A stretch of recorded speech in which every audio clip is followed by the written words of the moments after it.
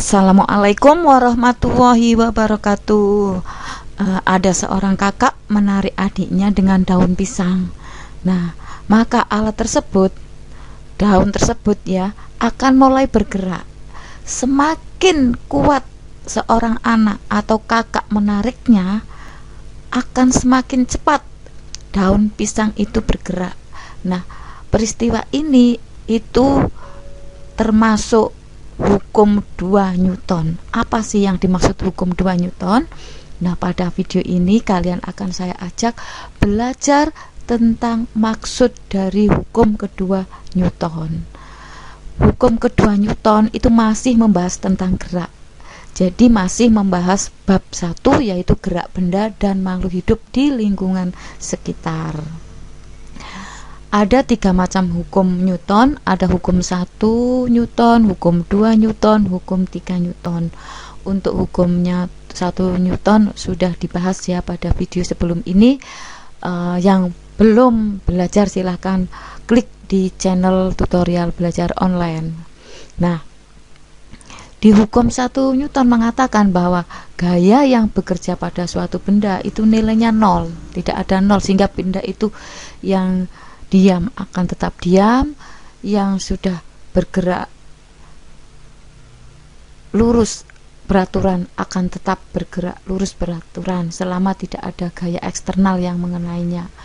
Nah, bagaimana dalam kenyataan di dunia ini kan tidak selamanya gaya yang bekerja itu nilainya 0. Bagaimana yang gayanya tidak 0?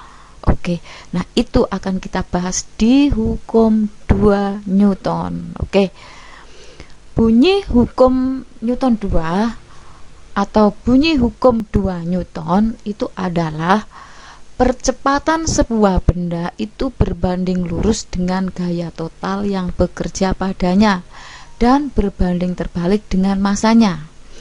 Dan arah percepatan itu sama dengan arah gaya total yang bekerja padanya. Kalian tentunya masih ingat ya apa itu percepatan. Ini sudah dibahas pada GLBB. Oke.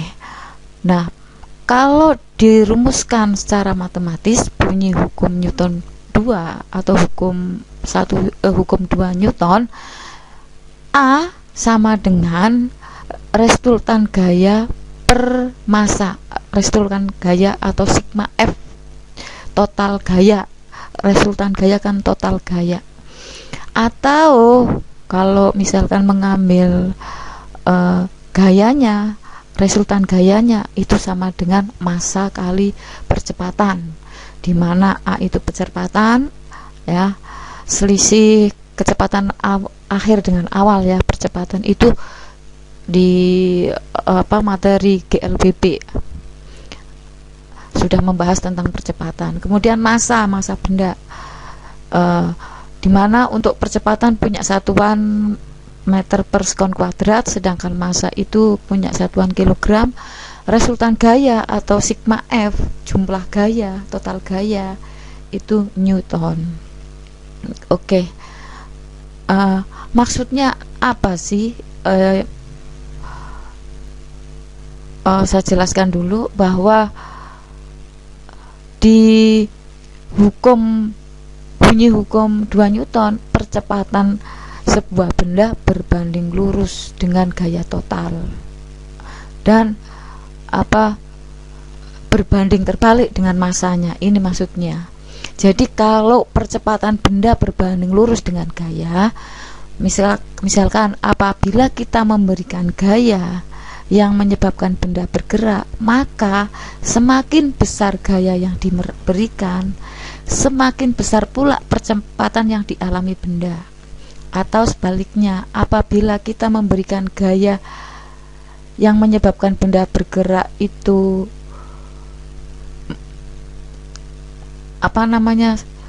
gayanya kecil, maka semakin kecil pula percepatan yang dialami oleh benda. Jadi kalau gayanya besar, percepatannya besar. Kalau gayanya kecil, maka percepatannya juga kecil. Itu yang maksud percepatan benda berbanding lurus dengan gaya. Sebaliknya, percepatan benda berbanding terbalik dengan massa benda.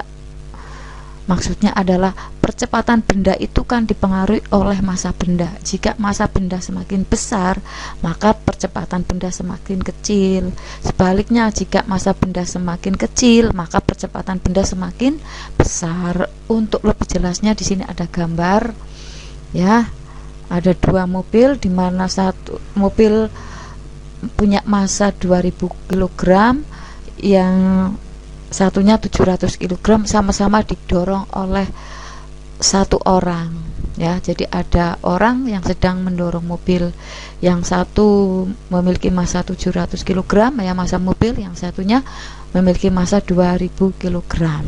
Oke, sama-sama satu orang. Jadi di situ yang bekerja satu gaya. Nah, semakin kecil massa benda, maka percepatan gerak semakin besar. Jadi tentunya bisa kalian menilai mana yang paling cepat geraknya. Tentu yang massanya yang paling kecil. Jadi maksudnya adalah kalau mobil yang massanya kecil akan bergerak lebih cepat. Sebaliknya kalau mobil yang massanya besar akan bergerak lebih lambat, asal gayanya itu sama, ya.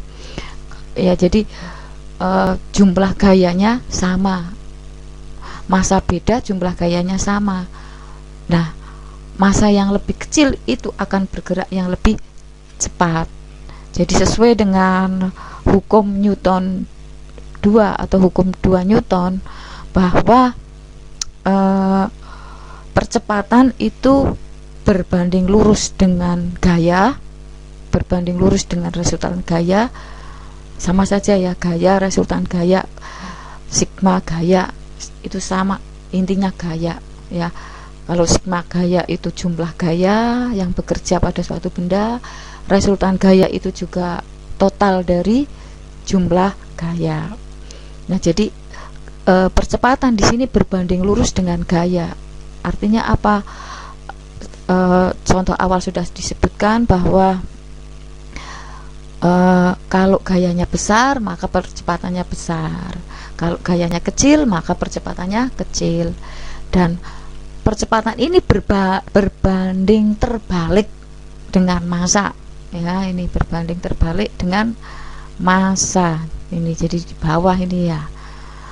Ini menunjukkan bahwa kalau benda ini massanya besar maka percepatannya kecil. Jadi kalau dalam bentuk gerakan, gerakannya lambat. Tapi kalau massanya kecil, percepatan besar. Kalau dalam bentuk gerak, semakin cepat. Oke, itu ya maksudnya percepatan berbanding lurus dengan gaya, percepatan berbanding terbalik dengan massa. Nah, ada contoh lagi nih. Ada mobil mogok, ada yang didorong hanya satu orang, ada yang didorong beramai-ramai, ada yang 2 orang, 3 orang, lebih. Nah, ini diumpamakan massa mobil sama. Nah, semakin besar gaya yang bekerja pada suatu benda, maka percepatan gerak benda semakin besar. Ya, ini ya. Kemudian berarti kalau mobil yang didorong oleh lebih dari satu orang akan memiliki gerak lebih cepat daripada mobil yang didorong satu orang saja, gitu ya. Jadi kalau gayanya satu, kecil, lebih lambat, percepatan kecil. Tapi kalau gayanya banyak, berarti besar, maka percepatannya besar, mobil bergerak dengan lebih cepat. Itu maksudnya. Saya memantapkan lagi hubungan berbanding lurus antara percepatan dengan gaya. Paham ya? Insya Allah paham. Nah, bagaimana aplikasi hukum 2 Newton selain contoh yang sudah saya sebutkan itu tadi? Ya, ada aplikasi lain yang dijumpai dalam kehidupan sehari-hari. Ya, misalkan ada benda yang melaju, jika melajukan percepatan akan dirinya maka gaya akan bertambah besar, ya. Percepatan tambah besar, otomatis gaya yang diperlukan juga tambah besar. Kemudian pada gerakan di dalam lift, ketika kita berada di dalam lift yang sedang bergerak, gaya berat kita akan berubah sesuai pergerakan lift. Saat lift bergerak ke atas, kita akan merasakan gaya yang berat yang lebih besar dibandingkan saat lift dalam keadaan diam. Hal yang sebaliknya terjadi ketika lift yang kita tumpangi bergerak ke bawah.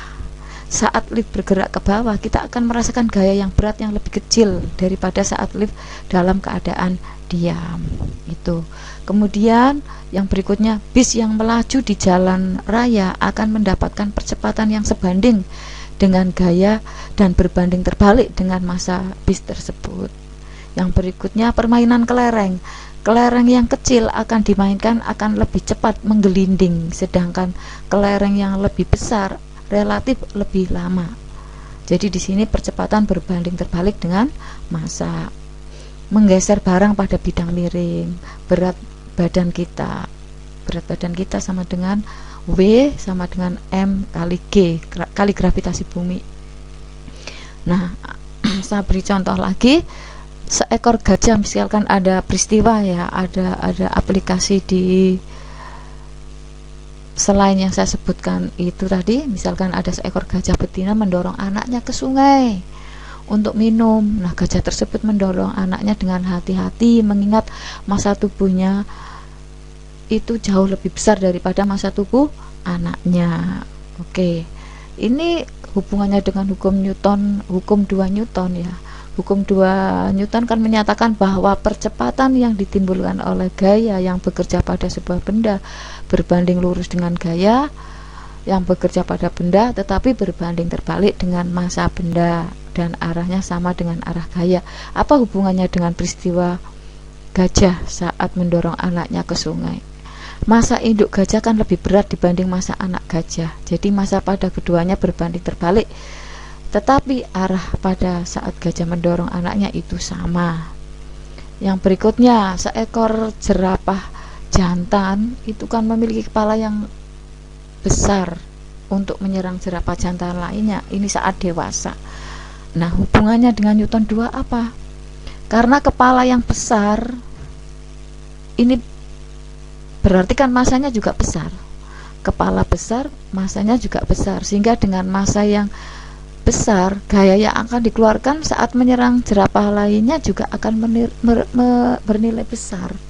Jadi kalau hubungan massa dengan gaya berbanding lurus, nah ini ya, kalau secara matematis, kalau misalkan kita mengambil percepatan F per M, kalau kita mengambil mencari gaya, berarti kan massa kali percepatan. Nah, di sini menunjukkan bahwa kalau dilihat dari rumusnya, gaya itu berbanding lurus dengan massa. Oke, itu tentang hukum Newton 2 atau hukum 2 Newton ya. Mudah-mudahan kalian dengan materi ini menambah semangat untuk belajar lagi tentang IPA. Oke, sampai jumpa pada video berikutnya tentang hukum 3 Newton. Terima kasih. Wassalamualaikum warahmatullahi wabarakatuh.